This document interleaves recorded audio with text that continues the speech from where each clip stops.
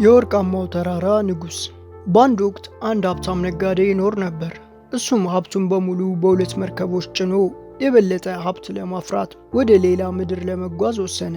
ግን በሚያሳዝን ሁኔታ ሁለቱም መርከቦች በማዕበል በመስመጣቸው ሀብታሙ ሰውዬ ከልጁ በስተቀር ምንም አይነት ገንዘብ ሊያተርፍ አልቻለም። ሀብታሙ ሰውዬ አንድ ቀን አመሻሽ ላይ ለመዝናናት ፈልጎ ከተኛበት ሲነሳ በአንድ ማንኪን በተባለ አጭር ሰው ተጎበኘ። ወዳጄ፣ ምነው ፊትህ አዘነ? ለመሆኑ ልብን እንዲህ የሚያስጨንቀው ነገር ምንድን ነው? ሲል ጠየቀ። ሀብታሙም መለሰ፣ ሀብቴን በሙሉ ስላጣው ስለ ልጄ ወደፊት ተስፋ በጣም ተጨንቄያለሁ። አይዞህ፣ እዚህ ዓለም ላይ የምትፈልገውን ጠይቅ፣ ይሰጣል። ነገር ግን በምላሹ ወደ ቤት ስትመለስ ቀድሞ የሚይዝ ነገር ከ12 ዓመታት በኋላ ለእኔ በመስዋዕትነት የምትሰጠኝ ይሆናል። ታዲያ በዚህ ሐሳብ ትስማማለህ? አዎ እስማማለሁ። በዚህ ሁኔታ ነጋዴው ወደ ቤቱ ሲመለስ ልጁ ከኋላው መጥቶ እግሩን ያዘው። ነጋዴውም ሳይታሰብ በተደረገው ነገር አዘነ፣ ፍርሃትም በውስጡ አደረ። በኋላም ገንዘቡ ወደሚቀመጥበት ክፍል አመራ። ከዛም ክፍል ውስጥ ድሮ ከነበረው ሀብት የበለጠ ገንዘብ በስፍራው ውስጥ ነበር። ሰውየውም ምንም ቢፈጠር ልጁን ለማንም አሳልፈው እንደማይሰጥ በማሰብ ደስተኛ ሆነ። ከ12 ዓመታት በኋላ ያቺ ቀን ደረሰች እና ነጋዴው ልጁን ላጭሩ ሰው አሳልፎ መስጠት አለበት። ስለዚህም የደበቀውን ሚስጥር ለልጁ ለመናገር ፈለገ። ከዛም አባትየው የተፈጠረውን ነገር በሙሉ ለልጁ ነገረው። ይሁን እንጂ ልጅየው ከዛ አንድ ቀን ቀደም ብሎ አንዲት ተአምረኛ ልቢስት ሁሉንም ነገር ቀደም ብላ ነግራው ስለነበር ልጁ ሁሉንም ነገር ያውቅ ነበር። አታስብ አባዬ፣ ምንም አንሆንም፣ እኔ አንድ መፍትሄ አለኝ ብሎ እቅዱን ለአባቱ አስረዳው። ድንክየውም የተገባለትን ቃል ለመውሰድ ወደ ስፍራው መጣ። ይሁን እንጂ አንድ ተአምር ድንክየውን ወደ ክቡ ውስጥ እንዳይገባ ከለከለው።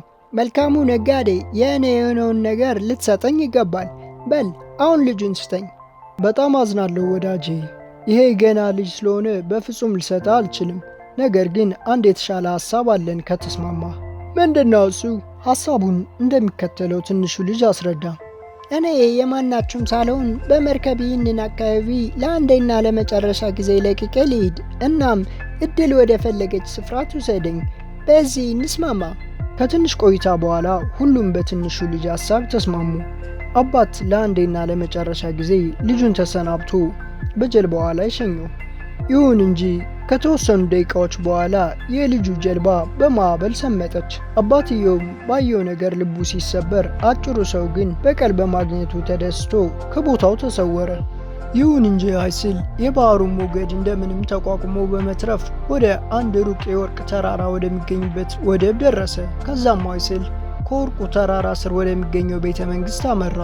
በውስጡም ሲገባ ምንም አልነበረም። ግን አይስል ተስፋ ሳይቆርጥ እያንዳንዱን በር የከፈተ ሰው መፈለግ ጀመረ። ነገር ግን በአንደኛው ክፍል አንዲት ነጭ የተጠቀለለች እባብ አገኘ። እናም ደነገጠ። ሰላም ተጓዙ፣ እኔ ልዕልት ናዳ እባላለሁ። በአንድ እርግማን ተተብትቤ በዚህ ወድቄያለሁ።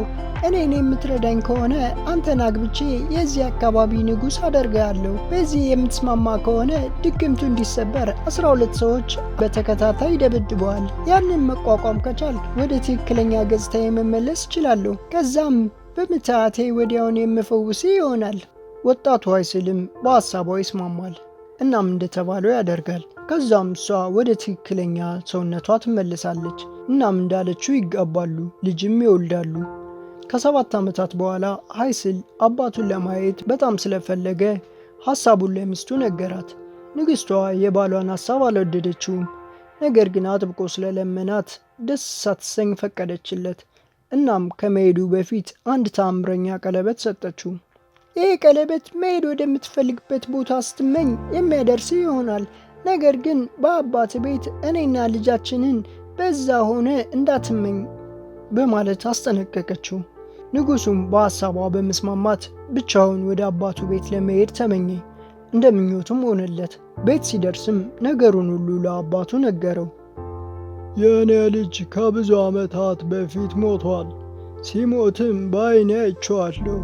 ታዲያ አንተ ማነህ? አባቴ እኔ የአንተ ልጅ ሀይስል ነኝ፣ ምልክቴን ተመልከት በማለት እጁ ላይ ያለውን ምልክት አሳየው። አባትየውም የተፈጠረውን ተአምር አደነቀ። እናም የልጅ ልጁና የልጁን ሚስት ማየት እንደሚፈልግ ለሀይስል ነገረው። ሀይስልም በተአምረኛው ቀለበቱ አታርግ የተባለውን በማድረግ ልጁና ሚስቱን በአባቱ ቤት አመጣቸው። ንግሥቲቷ ባሏ ባደረገው ነገር ደስተኛ ባትሆንም ግን ንዴቷን ዋጥ አድርጋ ምንም ሳትል ቀረች። በኋላም ሀይስል በባህሩ ዳርቻ ከሚስትና ከልጁ ጋር እየተዝናና ያለ ድንገት እንቅልፍ ይወስደዋል። ንግሥቷም በዚህ ሰዓት ከተኛው ባሏ ቀለበቱን በመውሰድ ወደ ቤተ መንግስቷ ከልጇ ጋር በቀለበቱ ምትሃት ትሄዳለች። ሀይስልም ከእንቅልፉ ሲነሳ በሚስቱ ድርጊት በመናደድ አባቱን ሳይሰናበት ወደ ቤተ መንግስቱ ጉዞ ማድረግ ጀመረ። በጉዞውም ላይ 3 ግዙፍ ሰዎች 3 ውርሶችን ለመውረስ ሲጣሉ ደረሰ።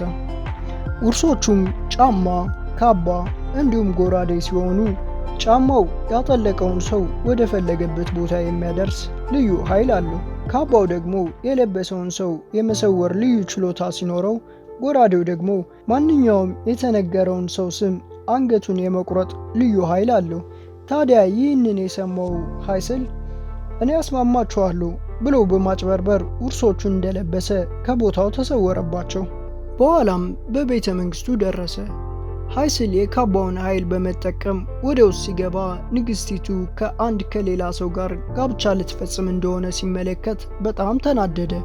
ሀይስል ካባውን እንደለበሰ እየተፈጠረ ያለውን ነገር እየተመለከተ ባለበት ሰዓት ንግሥቲቱን አንድ ትምህርት ሊያስተምራት ፈለገ። እናም ንግሥቲቱ ለመመገብና ለመጠጣት ስትሞክር ሀይስል ሳህኑና ብርጭቆውን ያንሸራትባታል። ንግሥቲቱም በዚህ በጣም በማዘን እና በመጨነቅ አዳራሹን ትታ ወደ መኝታ ክፍሏ በመሄድ ምርር ብላ ለቀሰች። ከዛም ሀይስል ተከትሏት በመግባት ካባውን አወለቀ። በዚህም ንግሥቲቱ ሀይስልን በማየቷ በጣም ደነገጠች። ሀይስልም በንዴት ዕቃ እየሰበረ ይጮህባት ጀመር። በኋላም ወደ አዳራሹ በመመለስ ከዚህ የወርቅ ተራራ ስር ላለው መንግስቴ ተገዥ የሆናችሁ ሁሉ ይሄ የጋብቻ ስነ ስርዓት ስለተሰረዘ ሁላችሁም ወደ የቤታችሁ ሄዱ ሲል አዘዘ። ይሁን እንጂ መኳንቶቹና ሕዝቦቹ በንጉሱ ያፌዙበትና ይቀልዱበት ጀመር። በዚህም ድርጊታቸው በጣም የተናደደው ንጉሱ ሰይፉን አውጥቶ ከእኔ በስተቀር የሁሉንም ሰው አንገት ይቆረጥ በማለት ለሰይፉ ያዘዋል። ሰይፉም ከሱ በስተቀር የሚስቱና የልጁን አንገት ጨምሮ የሁሉንም አንገት ይቆርጣል። ንጉሱ ያደረገውን ነገር ሲያስተውልም በራሱ በጣም አፈረ። በንዴትም ተነሳስቶ እንዲህ አይነቱን አስከፊ ድርጊት በመፈጸሙ ከልቡ አዝኖ አለቀሰ።